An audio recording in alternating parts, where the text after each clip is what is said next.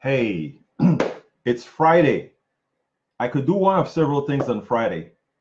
I could go out and do some salsa dancing, or I could catch up on the videos that I needed to do from the debate last night. I decided to catch up on the videos, or rather, process the videos that I did from the debate, the Democratic debate last night. After all, 16 hours a day is what I work, but I did want to go do some salsa dancing. But you know what? For one, at least one day a month, at least one day a month. But you know what? Couldn't get it done. But here's something that I want to talk about, and this is important. Who watched Bill Maher Real Time today? Real Time with Bill Maher today. I mean, it was one of the most upsetting things that I saw for the day. And believe you're living in a time with Donald Trump. It is easy to be upset just about every day, on the hour, hell, on the minute. Well, Bill Maher today came out and he's trying to push people into, well, we must vote for Biden. We must come to the center. And guess what? I kind of like Klobuchar. But the thing about it is, what I do want is I do want Biden. Folks, I mean, we are going to win as progressives, as Democrats. We're going to win big, or we're going to lose big. And I hope you listen to this, and if you have some questions or whatever, I hope you ask them again. But we are going to win big, or we are going to lose hugely. And the reason why is simple. Many people look at the polls today, and the polls today seem to say that, oh, Biden is going to win, and we have the centrist portion of the Democratic Party pushing that, and we have Donald Trump trying to make you believe that I am so scared of Mr. Biden. But the truth of the matter is he's not scared of Mr. Biden, because Mr. Biden, Vice President Biden, is already in their book as far as what they need to do to neutralize him. But before I get into even the part about neutralizing this guy, here's an issue, a very important issue. The belief that we have to come to some mythical center, right? The belief that Americans are somewhere, we want to just come here in the center and be for Americans is a farce. And why is it a farce? Because when we ask Americans the things that they want, the things that they're asking for are always consistently the kinds of things that Bernie Sanders and Elizabeth Warren are pushing. So that's why they go against these things specifically. But what I really want to talk about is the false belief that somehow Joe Biden is the guy. I want to show you something that Joe Biden did. And race. This is something that, and then I also want to show you how they're going to beat Joe Biden. The belief right now is that, oh, we can beat Joe Biden because, or rather, that Joe Biden is unbeatable. He's polling the best against Donald Trump, etc., etc., etc. What they don't and anybody who goes against Joe Biden, Castro went against Joe Biden yesterday, and it was like, oh, I can't believe he did that. And anybody who attacks Joe Biden, it is like, oh, we're fighting against ourselves, or we're fighting among each other. No, the truth of the matter is, and I'm going to put it as blunt as I can, and forgive me those people who are currently Joe Biden supporters. But Joe Biden has got to be taken out. And I'm going to tell you why Joe Biden has to be taken out. It's rather simple. If Democrats don't take out Joe Biden, he will be an easy match for Trump to take out. And I'm going to tell you how he's going to do it. First, I'm going to show you a Twitter thing. Check this out. Conversation. I want to come to you and talk to you about inequality in schools and race. In a conversation, I want to come to you and talk to you about inequality in schools and race. In a conversation, I want to come to you and talk to you about inequality in schools and race. Okay. Now that was a sign of condescension. I want to talk to you about this particular racial issue, and Biden's reaction was a smirk and a look of disdain. You know, a lot of people didn't see that during the debate. But what's his name? I can never pronounce his name correct. Anand Giridharadas, who wrote that book about Democrats and elitism, he actually saw that, and others saw that as well. And let me tell you what they're going to do with that, with things like that. Joe Biden does a whole lot of those kinds of things when it comes to race, when it comes to gender, when it comes to a lot of things. He does things like that. And people are like, well, why does that matter? Well, Trump and his team wants us to forget that Biden, that is Biden, that old timer who is I don't want to call him an outright racist, but he's a pseudo racist.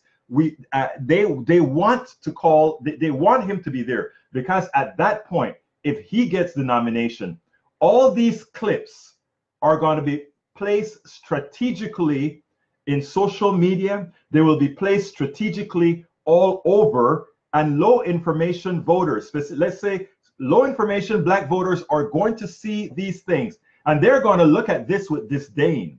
And when they look at it with disdain, it's not that they're going to run and vote for Trump. They're not going to do that.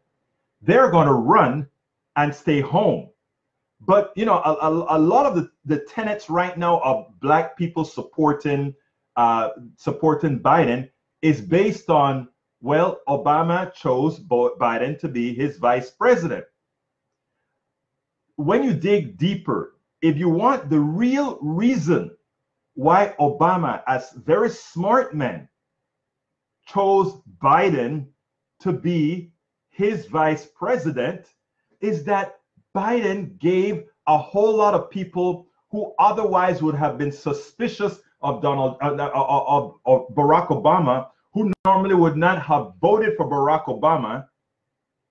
They knew, or Barack Obama knew, that if he chose Joe Biden, it gives these people who are otherwise racist, who are otherwise prejudiced, who are otherwise apprehensive to vote for somebody like Barack Obama, it gives them, right, permission to vote for him. It was a strategic move. It wasn't a move that said Joe Biden was pure of heart. I think Kamala Harris has dispelled that. I think the things that the way he answered the questions on reparation last night is the answer. He doesn't take those things seriously. He doesn't think those things through. He still thinks from a concept, from a theory of supremacy. Think about it. If you listen to what he says, even when Bernie Sanders last night said other places do things differently, he gave the Trumpian answer: this is America. Let's think this thing through. Let's not allow the Powell Manifesto that says government. You know, I mean, one of the things that on Real Time with Bill Maher today, one of the reasons he says people are moving to the center is that they don't want government control in everything. So if you don't want government controlling things, you want the private sector controlling things. I want to ask all of you not to think straight. Forget about what you were taught by the Powell Manifesto. Forget about what Republicans have taught you, that government is bad and private sector is good. Just use your mind for a second. Use your mind, your head. Government is transient. You elect government, and government runs a bureaucracy. People say, oh, well, you can't fire people in the government. You can close an agency. Government is run by you. You are the government. The private sector is run by a few shareholders. Who best has your interest at hand again? The private sector or government? You. Do you care more about you or that guy trying to make money off of you? Think about that. We have been psychologically neutered. We have been intellectually neutered into somehow believing that we the people care less about we the people than they, the shareholder. There has to be a balance. I mean, I love the idea of owning my own company, etc. But don't ever fall into the trap that you don't want Medicare for all because government is going to take things. Don't fall into that you don't want to forgive student loans because government doing something. Because we the people, that is who we're supposed to be. Remember, everything bad that has happened in this country since 1980, since the election of Ronald Reagan, was not a result of government. It was a result of what private sector bribed government into doing. and psychologically neutered people into accepting. Again, every bad thing that has happened in this country is what the private sector has coerced government into doing, and has coerced your mind, have messed with your mind. Until we understand these concepts, things are never going to change. We have to once and for all dispel the notions. Once and for all, we have to dispel the notions that we have been indoctrinated with, and finally, once and for all, use our heads. I hope that you listen to this video. I hope that you share this video. Wherever I may not be clear, you can always reach me at info@politicsdoneright.com. If you disagree with me, write it. Whatever it is, let me know. But it is imperative. It is imperative that we get this message. I just came on because it really upset what I just saw. But please listen to what we're saying. It is imperative that we do this. Look, folks, you guys have a wonderful day, and I am going to be checking out right now. Got a whole lot of videos to process. No salsa dancing for weeks, but got to get it done. Thank you so kindly, my brothers and my sisters.